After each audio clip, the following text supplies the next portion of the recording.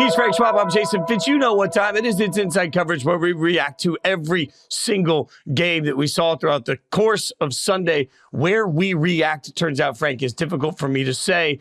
Maybe that's because it's just been a chaotic, wild day across the NFL. I will say I was thinking of you today, though, brother. I know we got all the games to get into, but I walked into a Buffalo Wild Wings in Connecticut because I know that's your favorite spot. The energy was electric. I'm telling you, there was a vibe to it. It felt like one of those Sundays. The fan bases were yelling everywhere, like place was packed. I see why you do this every Sunday. I do. I love being around people for it. And I hate Red Zone. I'm sorry. I'm like the one guy in the world just hates Red Zone. I feel like I miss everything rather than seeing everything. So yes, the same Buffalo Wild Wings basically for the last 12 years. It was fun. Would you get like, do they hook you up now? Like you've been going there 12 years. Like when you walk in, is it like Norm on Cheers? Everyone's like, Frank. Oh yeah, they had my table set up with my drink of choice today. When I walked in, there was not beer or Fireball or anything like that. Fitz, it was just water and Diet Pepsi. But yes, they all know me. Managers come over, they'll talk to me during games and stuff. Yeah, I'm a regular there. Yeah, I feel pretty comfortable there, and it's always fun to be around people. NFL's just different than everything else. Like there's just not this buzz for. I mean, I guess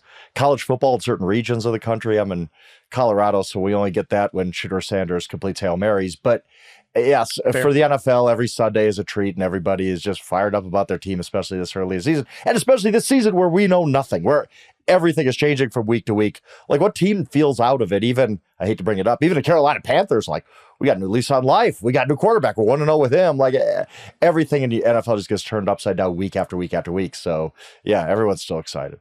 Yeah, I mean, I really feel like it's whose line is it anyway? Where like the points don't matter. Nothing happens week to week. Like I'm with you. Every ounce of what we experience is just total chaos every week. And we're going to try as we go through every There's no transitive property in the NFL this year of, well, team A beat team B. That means team B is going to beat team C. No, it's just this wild, like, oh, this team looked good last week against this, like the Raiders. They're a great example. And I was bringing in, I'm going to troll you here.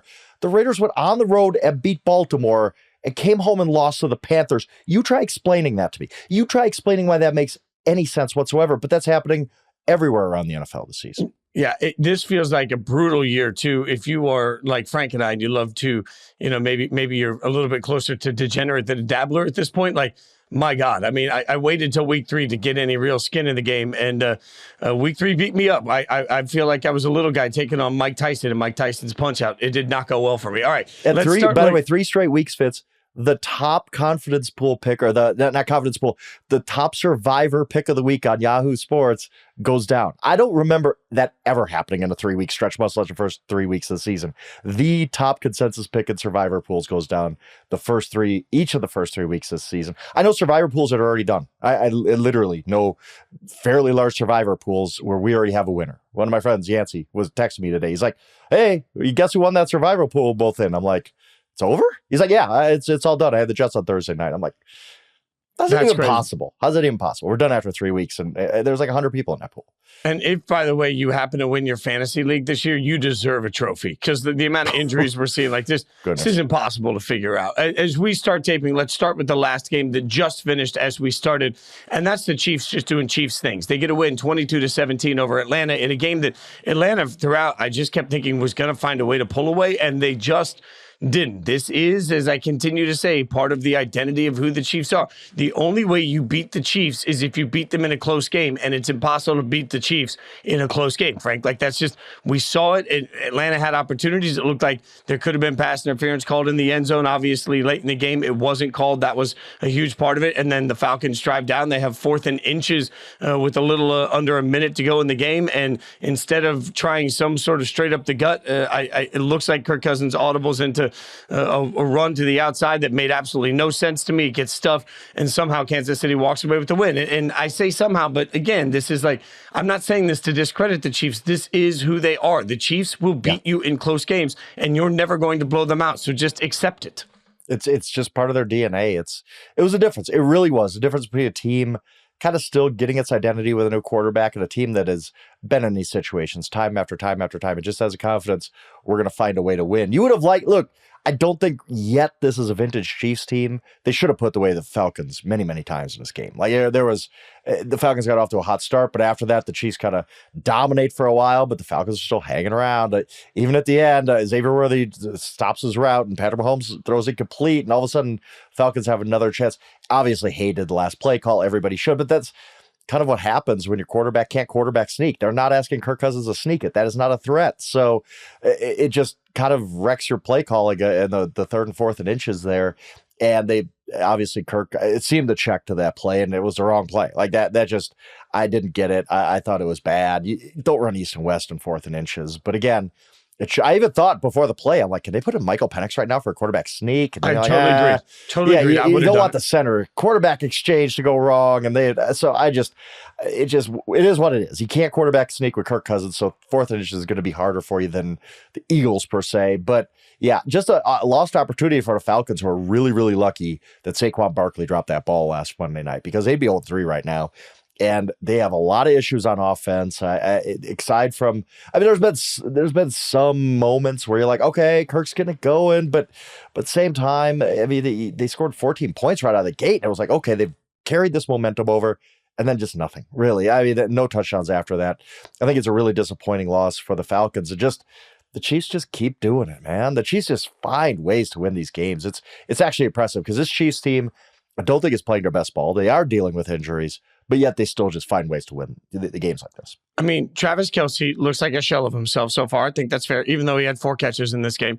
They have basically one option they can count on. I keep thinking, as many of us do, that Xavier Worthy is going to have his big breakout, but this is all about Rashee Rice, who in this game was unstoppable, 12 catches, 110 yards. There was nothing else about the Chiefs that looked like it would beat you, and they still beat you. Like, that's what the Chiefs do. Like, you're right. This doesn't look like vintage, oh my God, this is so easy, Patrick Mahomes. Didn't look like that last year either, and they still won a Super Bowl. And I just kept watching this game as it came to a conclusion and thinking, we've spent so much time as a football community talking about the things that are wrong with Kansas City over the last 2 years. And all they did was win a Super Bowl, and all they are now is 3-0. And I can't tell you how they're 3-0. I can't tell you why they're 3-0. I can't make sense of the fact that they just win every one of these games. But man, in a Sunday where we saw teams find a way to lose, we found the Chiefs found a way to win. And it's so powerful that's just in their identity. It's in their DNA. It's what they do. You believe it. I believe it. The teams playing against them believe it. Like, it's different. It's different, and there is no solution to it. I'll tell you why they're 3-0, and that's because the NFL didn't act on Rashee Rice's suspension. Let's go back to May, June. We were talking about all those months. Oh, there's 4 games, 6 games. What could it be for Rashee Rice? The legal system was kind of dragged on for a while, which allowed the NFL to drag out its decision. The Chiefs are very lucky. Look, the NFL doesn't have a lot of consistency with a lot of this stuff, right? This time they decided we're not doing anything at all until the legal process plays out. And basically, Rashee Rice's lawyers could probably get this, continue to the end of the football season. And at that point, you take your medicine next year, I guess, but they pushed it off. And Rashee Rice is really, A, he's turning into one of the top 5 to 10 receivers in football. And B, they would have no options if not for him. I think this team, I don't want to say they'd be 3-0 or 0-3 without Rashee Rice, but you can tell me a story where they were. He is doing all the heavy lifting in this offense. They've had 3 really, really close games. They've come out on the right side of all of them. The Chiefs are very lucky that Rashee Rice was not suspended for the first however many games of this season for that accident we saw in Dallas with the high-speed chase and all that. So that's a big part of this. Like, it really is. Then I'm sure the rest of the NFL's like, really? You're just going to let Rashee Rice play all season? That doesn't seem fair to us. We saw the surveillance video like everybody else, but that is what it is. Rashee Rice is absolutely right now a superstar at the receiver position, and Chiefs should feel very, very lucky that he's in the lineup and not sitting out the first 4, 6, whatever games of the season. So the Chiefs are 3-0. The Falcons are regrouping and trying to figure out how to get their offense to be consistent and get the most out of Bijan.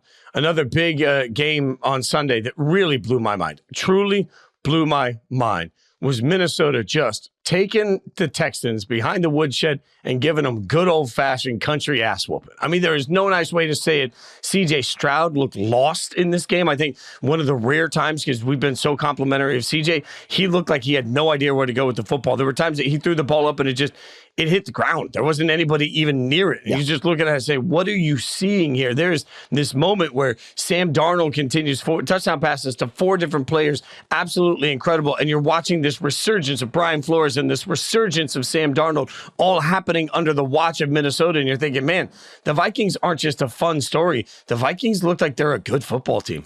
I mean, this is 2 straight weeks. They've again, I like to play tournament selection committee a lot, and 2 quality wins. You beat the 49ers. I know they blew it today. We'll get to them. But the 49ers are a good football team. We all know that.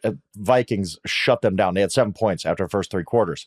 Today, Texans don't score their first points until about 4 minutes left in the third quarter. It is just handling them. Brian Flores is on a heater right now. He has just been exceptional as their defensive coordinator. And again, I'm just fascinated by what happens next with Brian Flores, because if this was just defensive coordinator Y and we didn't know of his past, we'd be like, that's the guy at the front and center for all these head coaching interviews in a few months when that starts happening in the offseason. Brian Flores is complicated. Obviously, things that can go well in Miami, the Tua stuff, but it's the lawsuit. I do not know, sitting here, I don't trust NFL owners to just put that out of their minds and hire the right guy. Brian Flores is so good right now running that defense. He deserves to be in that chair interviewing for head coaching jobs. He deserves a fair chance to get a job. If this defense keeps it up, like I think they will, they made leaps and bounds improvements last year too. Brian Flores can coach football. He knows ball. I think he's learned from that Miami job, but will he get another shot? I'm fascinated by it. I can't wait to see what happens in the offseason with him and maybe getting head coaching interviews. But all that matters right now for this season is, like you said, the Vikings are a good football team. Kevin O'Connell is just a very, very good head coach, probably one of the 5 or so best in the NFL. And Sam Darnold is playing at a level we've never seen him play at consistently.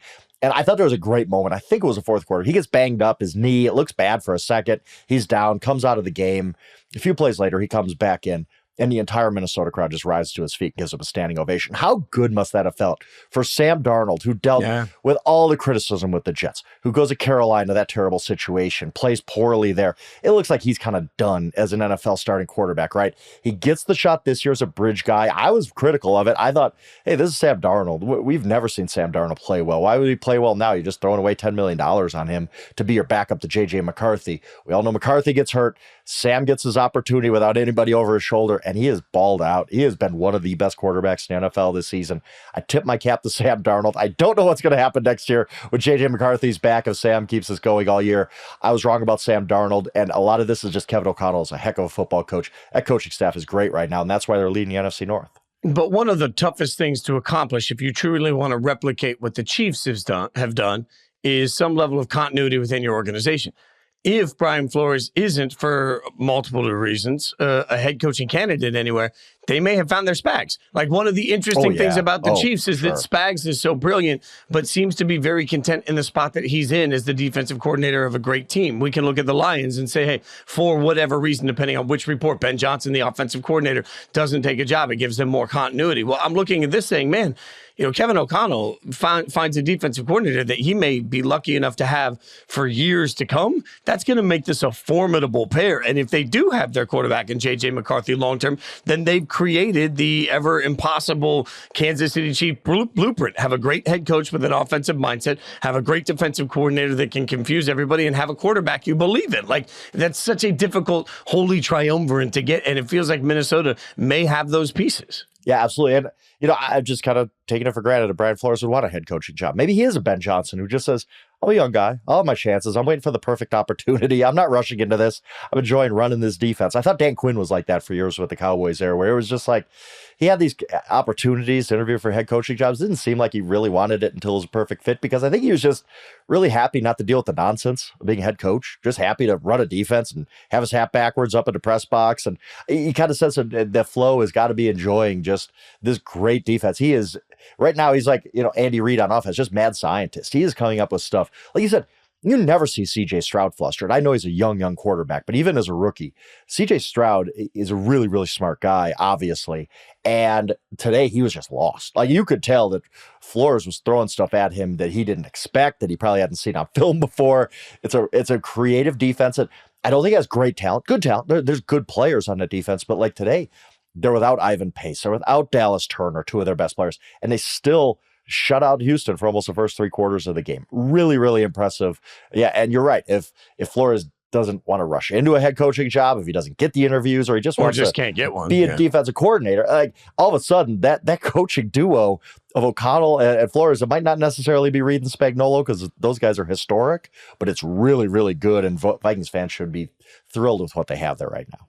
So from great defense, let's talk about terrible defense, and a team that you mentioned, Dan Quinn, knows well. I mean, at this point, the book has been written on the Dallas Cowboys. The Ravens get a 28-25 win. Keep in mind, they were up big, 28-6 in the fourth quarter. But the most impressive part of this win for Baltimore was that, they lost last week, and I was critical of them last week for clearly deciding not to run the football when they could have to beat the Raiders. They decided to look at the film and say, you know what, the book's out there on how to beat the Cowboys. Let's not make it complicated. They ran the ball 45 times. They averaged 6 yards a rush, 6.1 yards a rush. They ran the ball 45 times. Lamar only threw the ball 15 times, and they kicked the snot out of the Cowboys. And really what they told the whole league is, hey, don't study anything else. Every single week when it's Cowboys week, you just spend all day implementing your entire running plays because that's all you're going to have to do. You just take your running playbook and you shove it down the Cowboys' throats until they can do something about it. And guess what? So far, the book says they can't do anything about it, even when they want to. This is a demoralizing loss for the Cowboys. This is an embarrassing loss for Dallas. And this is the Ravens coming out and saying, we don't have to make this complicated. We'll simply have our big guys beat up your big guys until you stop it. Yeah, and I'm glad you're taking that approach, because we text about some games during the day. We didn't text about this one.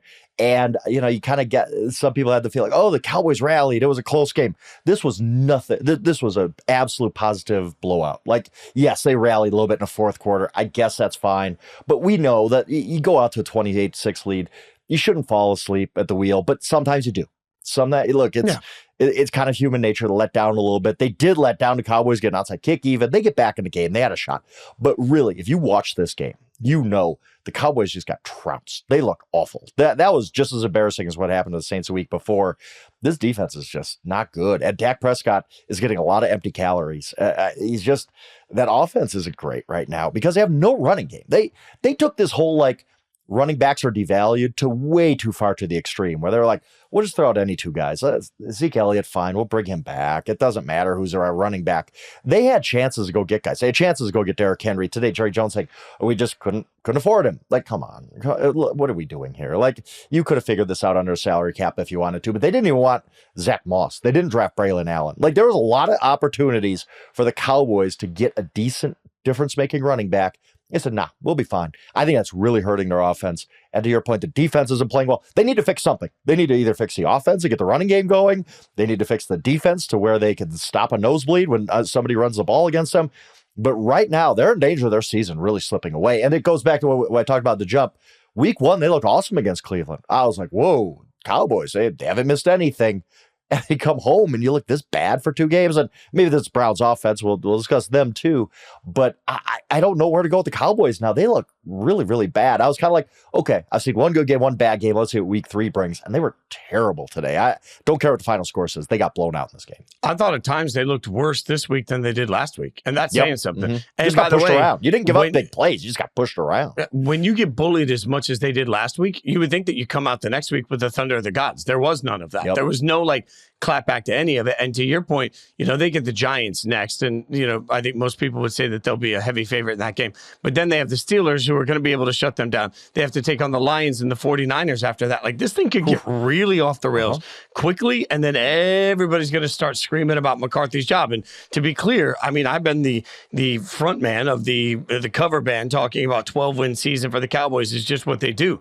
That's not a 12-win football team. That wasn't a 10-win football team. That didn't look like a playoff football team for the second week in a row. And with as much talent as they have, I honestly thought it looked way, way, way closer to being a 7 or 8-win team than a 12-win team right now. And that's not acceptable for the Cowboys. No, it really isn't. And yeah, you're right. Like if you're into, late October, all the stuff about McCarthy is going to start. Again, Jerry Jones doesn't do stuff like that really, but at some point he might. Like if this is what we can expect out of the Cowboys, like the way they've played the last 2 weeks, can we really just assume they beat the Giants? Like they're a better team, but they're not playing well in any phase right now, except Brandon Aubrey is like automatic from like 75 yards, I think. Like he's one of the freakish kickers I've ever seen. But other than that, their offense is not good. Their defense is absolutely broken. I can't assume they beat anybody at this point. Like it's a bad football team that needs to improve quickly, or their season's going to get away from them in a hurry. Yeah, I mean, crisis there. I don't know that I would say crisis here, but I just want to loudly scream. We got an example today of something that I say all the time. Wins are not a quarterback stat. Wins and losses are not a quarterback stat. The San Francisco 49ers lost to the Rams 27-24. In a game, I'm still trying to figure out how they lost. They were up by 10, and they lost it. They had a chance to kick a field goal that would have put them up by 10. They missed the field goal. I mean, this thing went wrong in so many drastic ways. And the Rams get a gutsy win that I think is just a huge moment for the team. In that process, I think a lot of us were looking at it saying, this is a prove-it game for Brock Purdy. Show who you are. I thought Brock Purdy was really freaking good. He's really good. He's really good. I mean, 22 of 30 for just under 300 yards, 3 touchdowns, no picks. But he made some plays throughout this game where he extended with his legs. He ran around. He found a way to get positive yardage out of bad situations. Like Brock Purdy looked like the type of quarterback that elevates the talent around him. I watched this and I thought, man, I cannot believe that Brock Purdy lost this game, because there's going to be somebody that reads the final score and says, see, this is why you don't pay Brock Purdy. I watched it and thought I think that was one of the most impressive games that we've seen of Brock Purdy yet in his career. I agree. Yeah, with how shorthanded they were, even losing Trent Williams in this game, like I do feel like if they had at least one of those guys, they could have finished off the Rams, because it was right there for the taking, and they just kept, just messing around. And all of a sudden, Tutu Atwell's catching a 50-yard ball, and you get defensive pass interference. It's like, oh wow, the Rams are in field goal range. They're going to win this game. First of all, let's not ignore the Rams either. There's a gutsy win for the Rams, who fought like heck in week 1, should have beat the Lions, lost in overtime. They got blown out last week, and that could have been really demoralizing for them, losing Cooper Kupp, being really banged up coming into this game. I give a lot of credit to Matthew Stafford, Sean McVay, that whole crew. They and there was times in this game where 21-7 and whatnot, where it was just like, okay, they're going to get blown out like they did last week. They fought in this game, and I give a real hat tip to the Rams for the way they played. But yeah, this was a weird game for the 49ers where, like you said, you go into this game, and if you would have told me on Friday when me and C-Rob were arguing about Brock Purdy that, well, the 49ers lost to the Rams, I would have just immediately thought, oh, yeah, it's probably because Brock Purdy threw a couple interceptions without his main guys. But no, this was the defense really that let down. And even the defense wasn't terrible. It's not like Matthew Stafford had 400 yards. It was one of those games where you do look and you're like, how the heck did they lose that game? That was weird. But I kind of put this on the defense. If you're missing Christian McCaffrey, Deebo Samuel, George Kittle, like I said, Trent Williams got banged up. If your offense scores 24 points, you need to win. Your defense is that deep. They're supposed to be a top 5 defense. You need to close the door, and they didn't do that. And now all of a sudden they're 1-2. I'm not saying the Seahawks are world beaters because they haven't played anybody really yet, but they're 3-0. Like, I'm not saying this 49ers season is going to go down the drain or anything, but 1-2 is not where we expected the San Francisco 49ers to be right now. Yeah, and, obviously, if you look at where San Francisco is going to try to get to, they're going to have to get healthy, and that's true for anybody.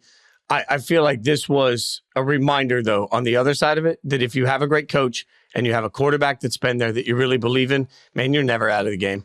Like, right. It just, the throws at the end of this game were so spot on. They were so money, and just the connection between play caller and quarterback was just so fun to watch. Like, from the Rams side of it, I just kept looking at this and saying, man, Stafford, McVay are going to keep them in a lot of games just by being Stafford and McVay. And if you don't have that guy, you just don't have that same confidence. Your entire team doesn't believe it the same way. Like, the ability to just say, hey, we're down by 10, but we still got this, lies, I think, largely on the fact that everybody in that organization knows that they have the coach and quarterback to actually pull off that sort of comeback. Yeah, absolutely. Just a tough win. And like you said, like, I don't know if the Rams are going to be a playoff team this year just because the injuries are so much. We'll see where they are when they get kind of fully healthy in midseason and beyond. But they're not a team you want to play. Like, just they're not giving up. They're well coached. Stafford is really still playing really good ball. He's capable of doing that. So yes, and there's such a difference in the NFL, obviously, between 0-3 and 1-2. Like 1-2, you feel like, oh, we win next week. We're back to 500. We're fine. 0-3, you feel like, man, we need to go on like a 5-game winning streak just to be relevant anymore. So I think that it was a huge, huge win for the Rams to kind of keep them afloat. This was a playoff team last year, and maybe they could grind out enough wins to the point where they're still in it by the time Kupp and Nakua and all these guys come back. So hats off to them. I was really, really impressed, and also kind of just left cold by the 49ers somehow finding a way to lose this game that they really should have won.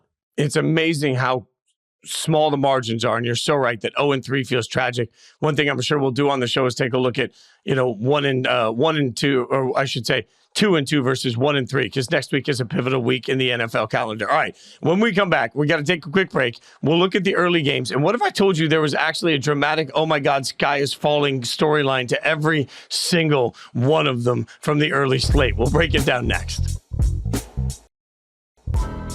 Frank, let's take a look at the early games. And as I said, I'm sitting in a Buffalo Wild Wings, and I'm watching people lose their mind. And I realized as I was watching this, every single early game on today's slate had a, oh my God, what the hell storyline attached to it. We will break them all down. All right, the Giants get a big win, 21-15 over Cleveland. And Deshaun Watson just got decimated in this game. I mean, Cleveland's offensive line is just, it's an abomination. Cleveland's offensive line should sit down and they should make a video and they should send it to Deshaun Watson's mom and say, I'm sorry for what's happening right now. Like, there is just the level of protection not being afforded to their quarterback is absolutely disgusting to try and watch, because as much as, again, you and I have been very hard on Deshaun Watson, the quarterback, and I've been hard on Deshaun Watson, the human being, there is just an element here of watching the Browns melt down. And I was watching and thinking, I'm not sure that anybody, I'm not sure you could put anybody behind that offensive line and get better production right now. Cleveland's just got to be absolutely frustrated.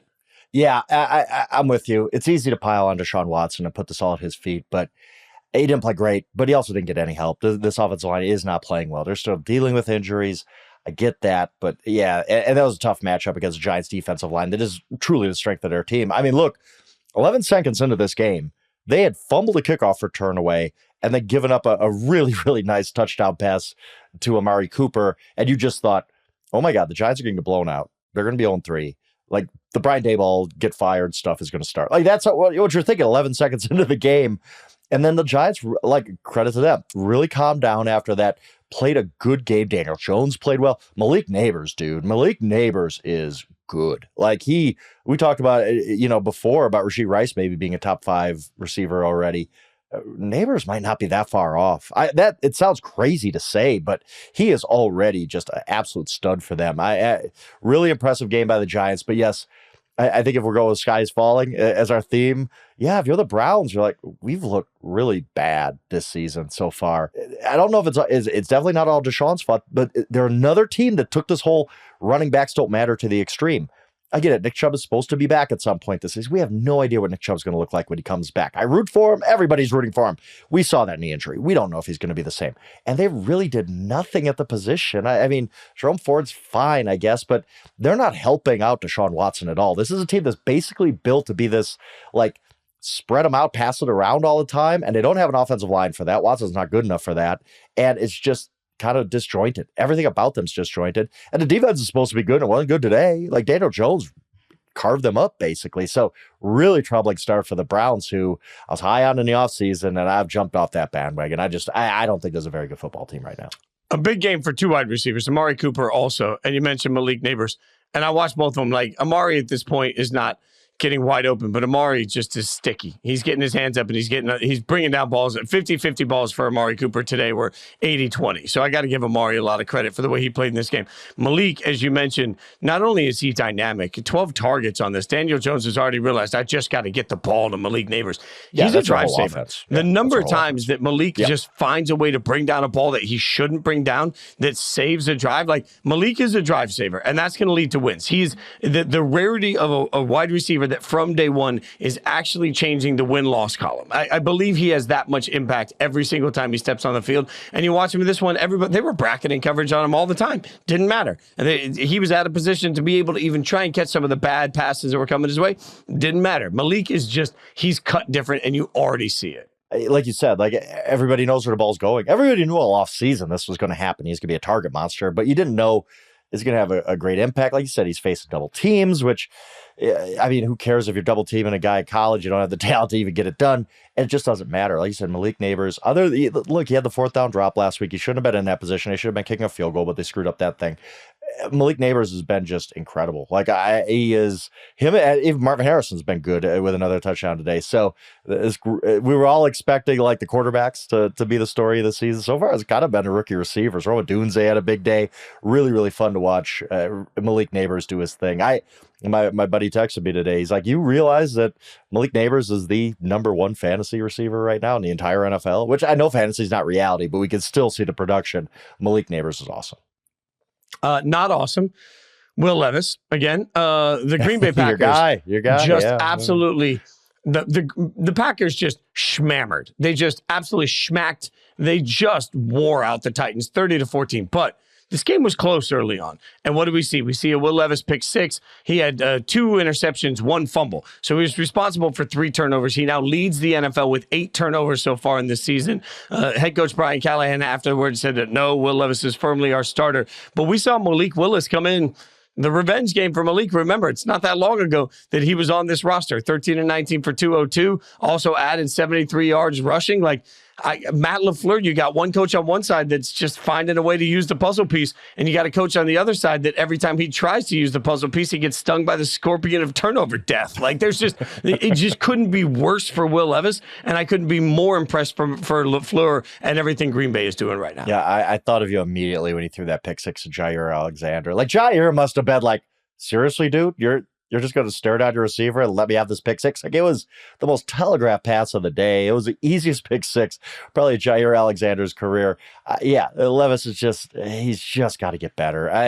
They're not going to win games without Will Levis not turning a ball over, and he's just a turnover machine at this point. It's very Jameis Winston-esque, where it's just all the time. He's just passing you out of games. He's really passed them out of all 3 games. I know that this one, wasn't some one-score game that the Alexander pick 6 had a direct impact on, but after that pick 6, you could just tell. Like, that was a game. Like, that was like, okay, it's done. Like, the Titans aren't winning this game. We all knew that at that point. That was just a crushing play to them. And on the other side, look, I mean, it's dumb to be like, who's the coach of the year after 3 games? But it would almost have to be LaFleur. And this is saying this with Mike McDonald doing a great job, Kevin O'Connell, who I just gushed about. Matt LaFleur, when Jordan Love went down after week 1, I looked at it and said, the Packers are in a lot of trouble. Why? Because Malik Willis just can't play. Like, he was terrible at the Titans. The Titans gave him away for a 7th round pick. Like, they were just like, we're going to cut him anyway. Would you give us a 7th? The Packers like, sure, why not? And 2 straight games, Malik Willis has been far and away so much better than he was with the Titans, and so much of that is coaching. A lot of that's Malik, too. I don't want to just gloss over the fact that Malik Willis has put in the time to learn the offense and get used to his teammates. He's had to do this all on the fly because he only joined the Packers on August 27th. So credit to Malik, but Matt LaFleur, I mean, there was a time a few years ago when people were still like, Matt LaFleur's not a good coach. He just has Aaron Rodgers. Like, you're idiots. Because Matt LaFleur's always been a good coach. He wins more than 2/3 of his games.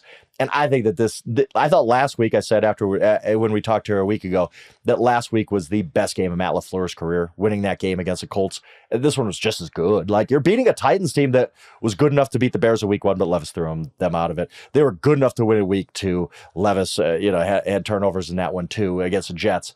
This one, you beat up a Titans team I don't think is that bad. They're just on 3, but you did it because you're coaching, and you've put Malik Willis in position to win games for you, and that's really, really impressive so far. The only message I can give the Titans fans in general at this point is keep Will Levis in. It's great. Because the more you keep him in, the more he's going to lose you games. The more games you lose, the better chance you can find a replacement for Will Levis next year. There we go. I'm snarky or not. I'm just, calling him like I see him. At one point, like being serious though, would you bench it? Like, I don't know what to do with this now. I've said give him the whole season because whatever. You got Mason Rudolph. You kind of know what he is. I said just give him the season because, like you said, like your worst case scenario is probably you lose a bunch of games, you draft a quarterback anyway. Like, but at some point you do need to go into that locker room, and guys like Jeffrey Simmons and Calvin Ridley and these guys are going to be like, you're not playing this guy anymore. We can't win with this guy turning it over 3 times a game. So what do you think the end game here is with Levis? Do you think he makes it the whole season if he's turning it over like this? No, I think he makes it one more game because the Titans are about to have a game against the Dolphins that is on Monday night. It's on Monday Night Football. Yep. That's going to be big. And then after Monday night, they have the Colts, the Bills, the Lions in a row. Yeah, why at that point when you lose, if you're in a situation where Will Levis turns the ball over again and loses you a game to a backup quarterback with the Dolphins, right? You lose to Skylar. At that point, you just can't look your locker room in the eyes anymore. And I do think that that's a big part of it. Like your point, there's a really important one with the vets on that team. Like you got to tell them you're at least giving them a chance to win football games. So I think he gets one more game, and then we start the Mason Rudolph era just to try and figure out what they've got with the rest of the team. And in fairness, Mason did play well late last season. Like he did. I was like, by the end of the season, I was like, the Steelers could do worse and just see what Mason could do for a full season. So to your point, maybe I'm too like Will Levis needs to start all season when, if you lose to Miami and it's because of Will Levis turnovers again, you might have to just say, we can't watch this anymore. All right, so I had a hard time watching Chicago and the Colts. It was 21-16. Oh, God. Indianapolis gets a win. Bad. I mean, everything about this was the Colts win a game where Anthony Richardson, frankly, just didn't look like a good quarterback at all. I mean, just at all. He looks but bad. Then you'd sit there and say, well, Anthony Richardson doesn't look like a good quarterback. Hold my beer, because Caleb Williams and the Bears offense there's no rhythm to it. I don't even know what the hell they're trying to do. I don't know what their attempt at identity is. I have no idea what the Bears are actually trying to accomplish. So I'm completely out. I do winners and losers, obviously, every Sunday during the early games. Publish it right as the early games are done. I put both quarterbacks as losers because this was just such bad quarterback play. And I get it. They're talented young guys, and they are young, and especially Richardson hasn't played a lot. But he's looking more to me like a Joe Milton who was drafted 6 rounds earlier, where basically the Colts drafted him 4th overall because it's like, well, he's this athletic freak. He's really big. He can throw the ball a country mile. We'll figure it out. And for glimpses last year, he looked really good. But small samples can play tricks on you in good and bad ways. And I think that tricked the Colts into thinking he was further along than he is. He's not there. He completed 10 passes in this game.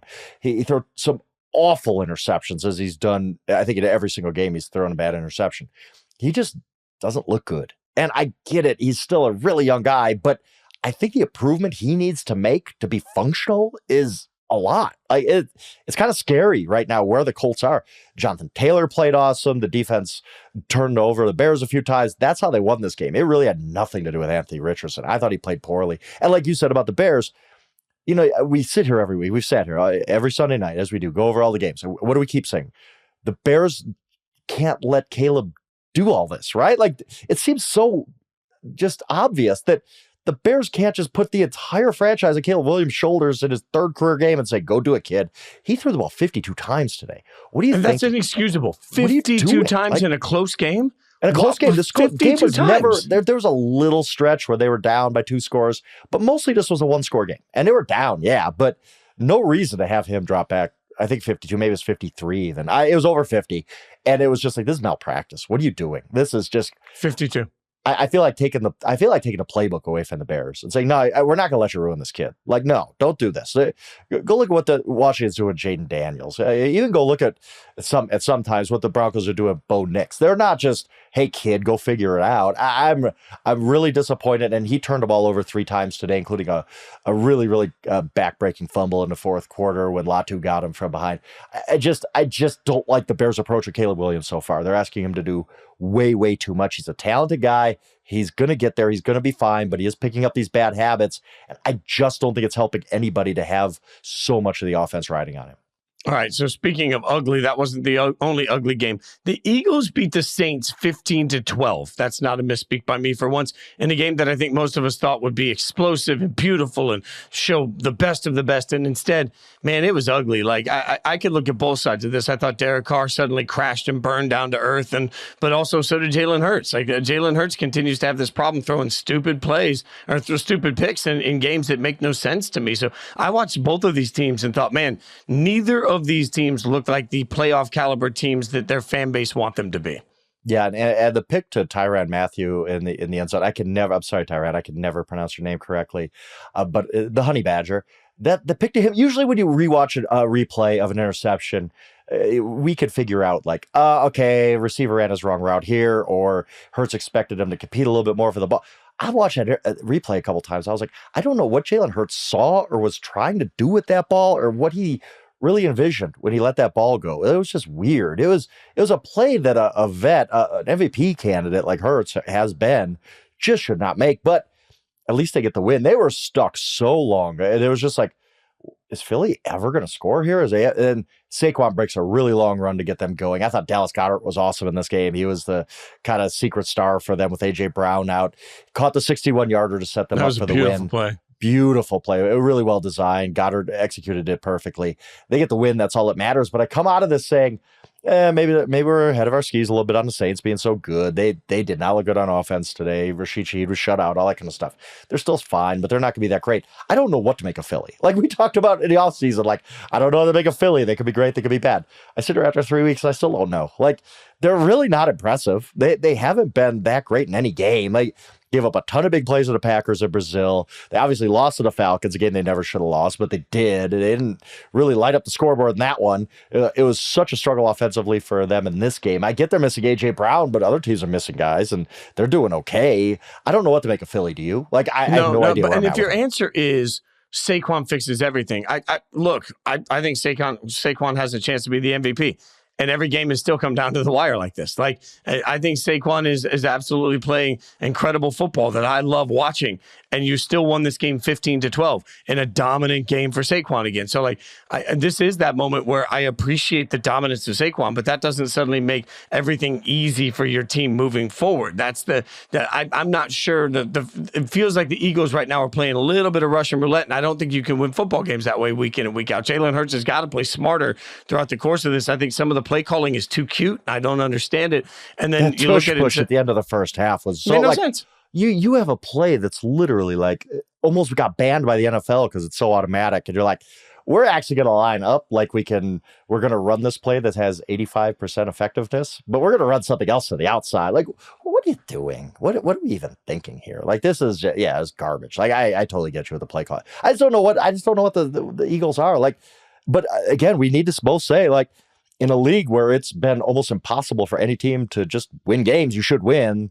They're a Saquon Barkley third down catch away from being 3-0. So, I mean, I guess they're fine, but I think it's I haven't been blown away by the Eagles at all. They were 10-1 last year, and we saw where that went. The question isn't can they win games. The question is, are they a good football team? Are the Eagles in the same category as the Lions or the 49ers, even with the loss this week, or the Chiefs or the Bills, the Super Bowl caliber teams that they intend to be in the same category as? And my answer to that is no. Are they better than the Cowboys that right now look like an abject disaster? Sure. But that's not the judge here. The judge here is, can you win a Super Bowl? And this team does not look like a Super Bowl caliber team to me. Yep, not yet, especially without A.J. Brown. We'll see.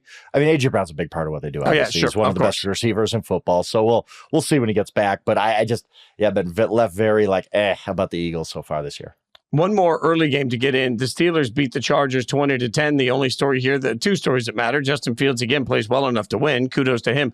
Also, Justin Herbert tried to go with the high ankle sprain, did not make it through the entire game. And now I think all of a sudden that creates a little bit of a, oh my God moment for the Chargers, who lose this game. But more importantly, everything's going to be about Herbert's health moving forward. They're in a tough spot. I get it. Like, Justin Herbert's a tough guy, and he probably told him, yep, I'm gonna gut it out and play.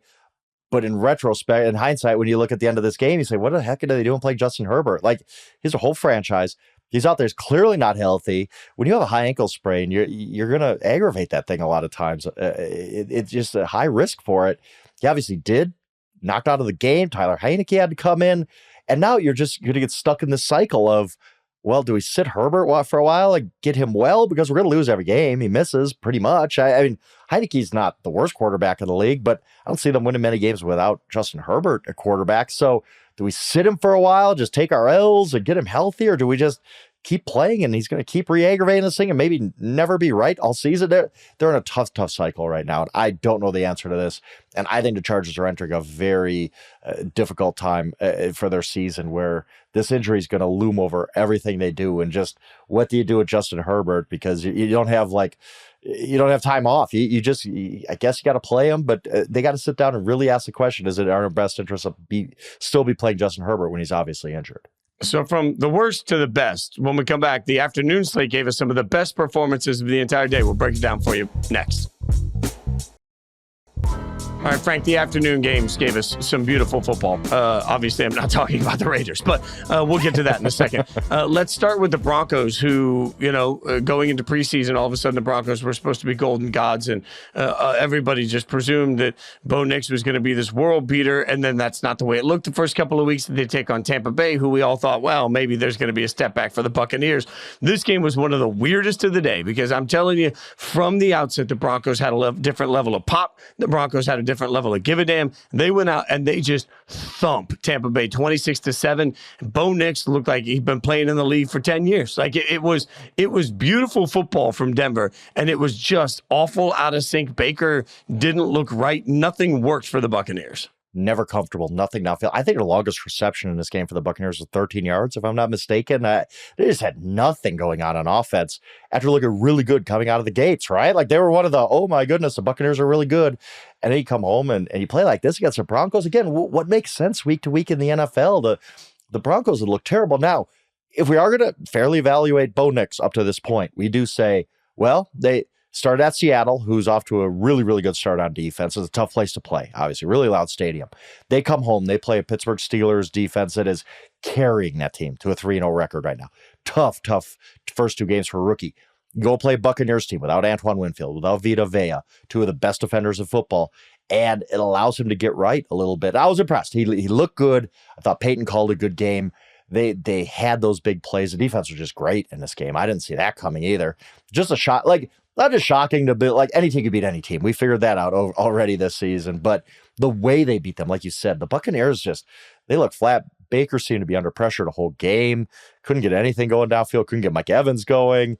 The one thing about the Buccaneers I do have to say is at some point they're going to have to admit to themselves, yeah, Bucky Irving's better than Rashad White at running back. Yep. We just need to ride that. Like they're wasting plays on Rashad White right now. Bucky Irving's good. Like he is a good football player. He was the one dude on the Buccaneers today who I would look up at that screen and be like, that dude needs to play more because he's really good at football. So, but that's beside the point. It is a really, really tough loss for the Buccaneers, and it kills a lot of the momentum they had after 2 weeks. Big win for Denver, too. You mentioned flat, and that brings us to my beloved Raiders, as I still sit in the T-shirt because I don't deserve to wear nice things. I still sit in the T-shirt I wore as I watched my favorite team come out completely flat. And this is not a new thing. This is multiple times over the last several years. I've watched the Raiders take on a losing team. They're bringing a backup quarterback, and they've lost that game. This is part of the DNA. I admit, Frank, I thought that Antonio Pierce, who we all acknowledge is really a motivational coach, would come out and would give these guys the fire of the gods that they needed to come off of a huge win against Baltimore and still have that pop. They did not have that pop. Max Crosby, also, we find out after the game, the extent of the injury, but was battling an injury that had him questionable, a high ankle sprain. We find out later he's going to have to manage that. Without him, it just wasn't, he was on the field, but he wasn't himself. In fact, there were no celebrations after big plays. You could tell that he was laboring through it. And without that energy, the entire team looked flat. And I kept watching this thinking, have I mistaken the energy of the Raiders as being Antonio Pierce, when in fact it's just simply Max Crosby? And if that's the case, that's damning. So for the second time in 3 weeks, the Raiders don't look particularly good.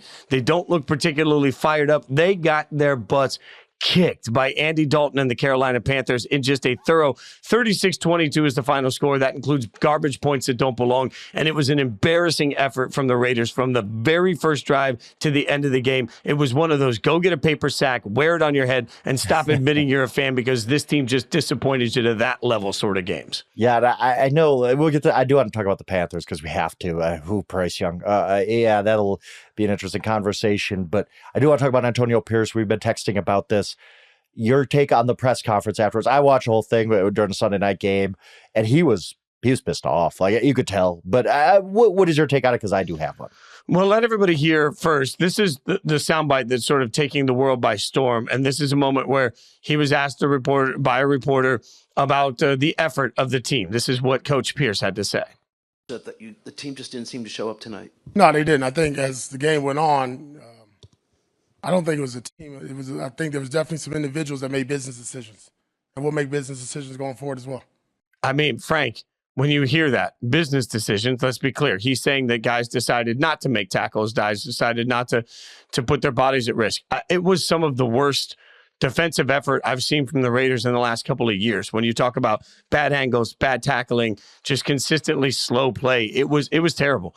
But when you make that comment as a coach, which I actually love, I love that you're just saying, hey, I saw it. You better do something about it now. Like, now that you put it out in the world, you better be benching somebody, cutting somebody, trading somebody. Like, you can't walk that back. Like, you can't say that, well, we handled it internally. Nope. You chose in that moment, AP, to handle that in front of a microphone. So now if you're going to have the big boy talk, you better back it up with some big boy actions in the next 48 to 72 hours. Otherwise, everybody's going to know that you're just talk. So I was surprised that he pinched himself in. Now I'm just sitting back saying, what are you going to do about it? Is Antonio Pierce all talk? Like, I thought that, and we talked about this, he deserved to get that job. He deserved a shot at it. See, hey, you turn things around. These guys played hard for you. Let's see what you could do. But I wondered, did he just get the shot at that job because of a little bit of bluster? He says the right things. He knows how to speak to the fan base and fire them up. He does know how to, he's a former player. He knows how to speak to players, obviously. That's good first step. Like, that's a good foundation for you as a coach. Like you said, he's a motivational coach. You also do need to be able to manage games. You need to be able to figure out how your team doesn't get sliced up by Andy Dalton. I don't know if he's that good at those parts of the game. Is he really good in front of a microphone saying interesting things and getting his team fired up and relating to the fan base? Yes, he's absolutely excellent at that.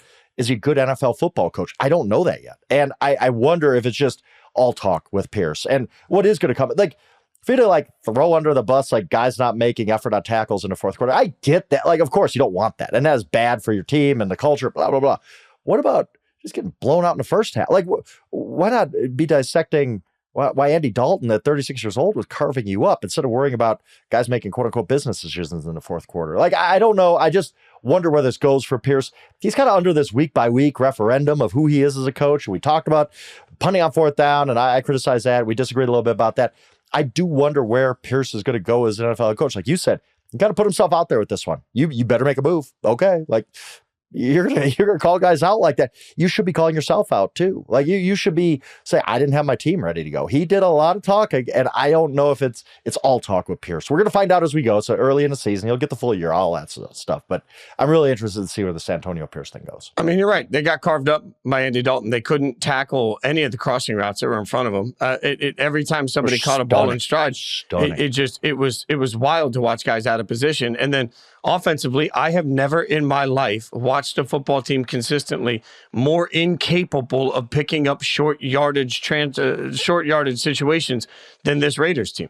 3rd and 2, 4th and 2, 4th and 1, 4th and inches, 3rd and inches, doesn't matter. You ain't getting it. You're just not getting it. And at some point, like if your offensive line is so putrid that you can't move the ball 1 yard with 2 plays to do it, I mean, you got to look in the mirror, and then you got to go to your play caller, and you got to go to your GM, and you got to say, what are we going to do?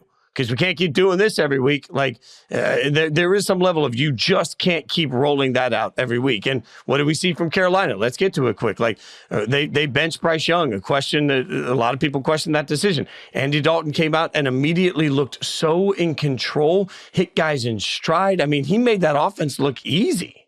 There's no other way to look at this than Bryce Young was that bad. Like, there's just no other way to look at it, because Andy Dalton, who's in the backup phase of his career right now, he looked like an all pro. Like, how do you explain that other than he just looked that good in comparison to Bryce Young, who's just not a functional NFL quarterback? Like, it was night and day. And when a 36-year-old journeyman, I think we could call him at this point, is looking 10 times better than you, it is not a good sign for him getting another shot this season. And look, it could revert. We've seen a lot of times where teams rally around a backup quarterback their first game in there and then just kind of sink back and regress. And it just, we could be here and the Panthers lost 4 of the last 5 and go back to Bryce Young or whatever. But today, as we sit here, the only takeaway I can have is Bryce Young was that bad at football that Andy Dalton takes over. And all of a sudden, if you're the Panthers, you're like, yeah, okay, well, we started 0-2. But now we're 1-2, and we're 1-0 with this quarterback. Like, this is almost a new season for us. Like, they should be feeling like we can go compete now that we have some competence at quarterback. And it is so damning on Bryce Young and how poorly he had played. So from bad to good, maybe. Where are you on Seattle? Seattle beat Miami 24-3. Miami did not have any competent quarterback play. Let's just acknowledge that. And Skylar Thompson, the backup quarterback, not particularly good, and unfortunately was injured in the game. So no idea what they're going to do moving forward. But this is really more of a Seattle moment to me because you referenced it quickly earlier, but let's be real. Seattle started the season against the Broncos team that I don't think is good, and they won 26-20 in a game that was close. They then go to New England, and they take on a Patriots team that none of us think is good, and they won 23-20. Now, they went in and took care of business. They handled the Dolphins today. 24-3, it was a convincing win. It was a good win.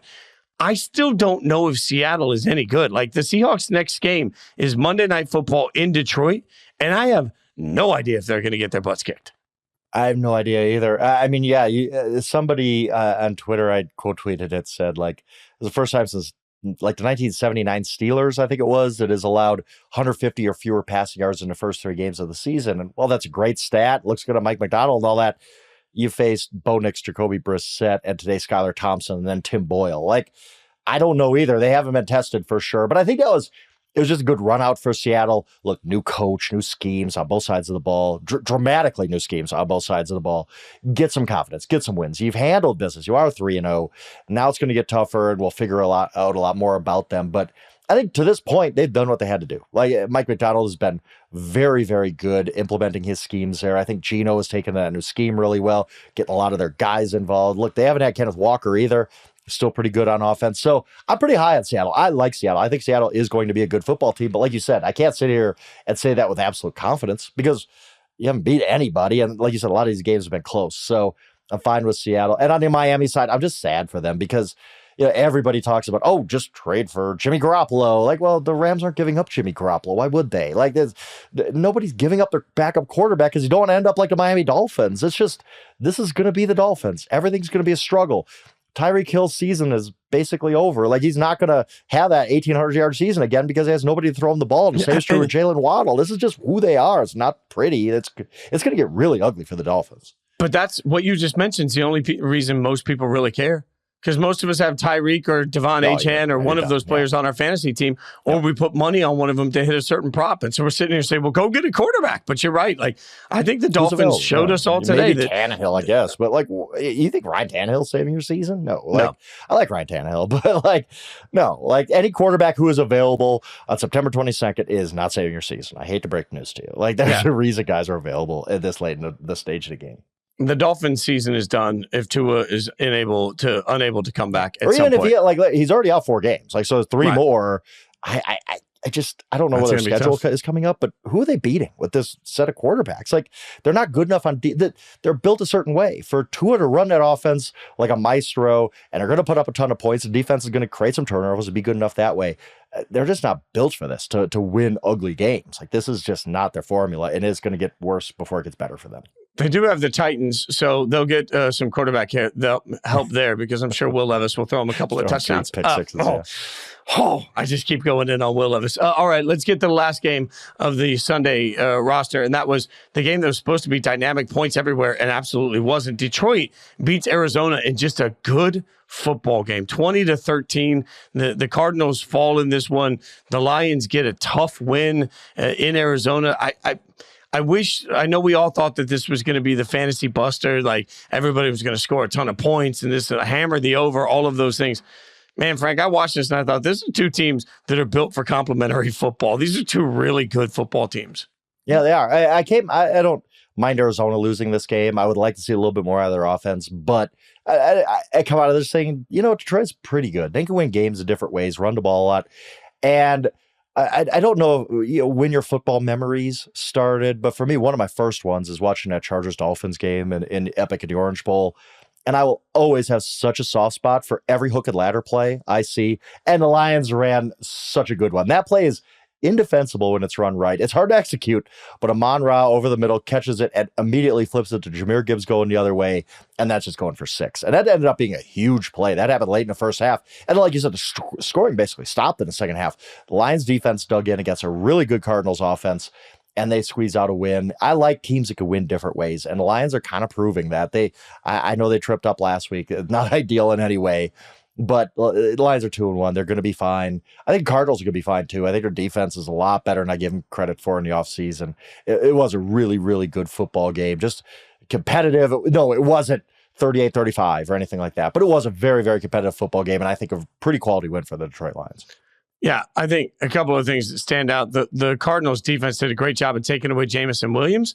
Didn't even get a lot of targets in this game. If that's the case, you got to wonder what that's going to mean moving forward for how to defend them.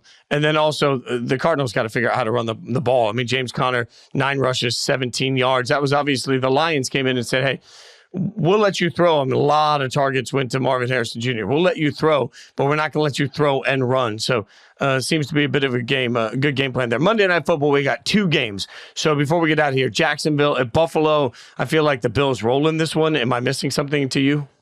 Yeah, you're missing that. Nothing is like that in the NFL this season. What are you doing? We just talked about how crazy this league is. I actually think the Jaguars compete in this game. I don't know they got enough juice to win, but there's a desperate Jaguars team. Trevor Lawrence kind of lit them up, including himself. He said, we sucked. We're a bad football team right now. I think they're desperate, backs against the wall. I think to give the Bills a very, very good game. Almost if nothing else, I'm just doing it because I'm sick of being like, oh, that's obviously going. The Browns are obviously going to beat the Giants, and the Buccaneers are obviously going to beat the Broncos. I can't sit here and tell you with any level of confidence anybody's beating anybody. So I think Jaguars keep this one close and maybe have a shot to win it at the end. And that game's at least worth watching. I'm not sure Washington and Cincinnati. I don't know what to expect from this one, but it's interesting to me because Cincinnati has looked so bad. So obviously we're going to continue to watch to see if they've righted the ship. And Washington, to me, is like, is this the week we see a little bit more Jaden Daniels getting opportunities? So I do think there's interesting storylines, even if those teams right now aren't playing great football. Yeah, again, exactly what you said. Are we getting what we saw to the second half last week with Jaden Daniels, Cliff Kingsbury calling the plays, a nice college offense, as Cam Taylor Britt said this week. He's just being a quote machine this season, and I love it. Are we going to see more openness? I don't want to see Jaden Daniels throw 28 screen passes on Monday Night Football. That's just not winning football after a while. I get you're protecting the guy. You need to have him look more like he did in the second half last week. And on the other side, look, this Washington secondary is bad. They're much, much worse than I thought they would be. That's going to end up being the difference, but between them being competitive and not.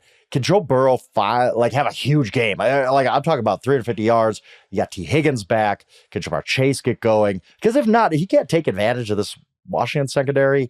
Then you're still stuck in this kind of early season blues. They need to win bad. I think they do. I think they get that win pretty easy because this Washington team is a lot more flawed than I thought they would be. But I'm still interested because I'm interested in all games. Why not? It's the NFL. We can't predict anything. We're still going to watch it. Oh, you just don't know. You just have no. We can sit here and I'll be like, oh yeah, Washington's going to lose by 20, and it doesn't matter because nothing in the NFL is permanent. There's just no rhyme or reason to what's going on right now. There's never rhyme or reason to this show, but Stone always makes it sound like there is. We got to give Stone, our producer, great credit for the work he does behind the scenes. Follow us on Twitter. You know the drill, at Yahoo Schwab, at Jason Fitz. We're back Wednesday with Jory hanging out. In the meantime, make sure you rate, subscribe, review. You know how to do this. Tell your friends, your family, tell your enemies, tell everybody. Frank, I think I'm going to go shower this off and just see if I can pressure wash the stink of a loss to the Panthers off of me. And then maybe by the time we're together Wednesday, I'll be less bitter about it, but probably. This one's going to take me till Friday to get past. It's going to be one of those weeks. I don't blame you, man. That's not an L you want to take it home, especially at home. Yeah, I feel like it's a bad. I did hear that the crowd was pro Raiders for once. It's a bad fall to quit drinking. All right, thanks for listening to us, guys. We appreciate it. Have a great week.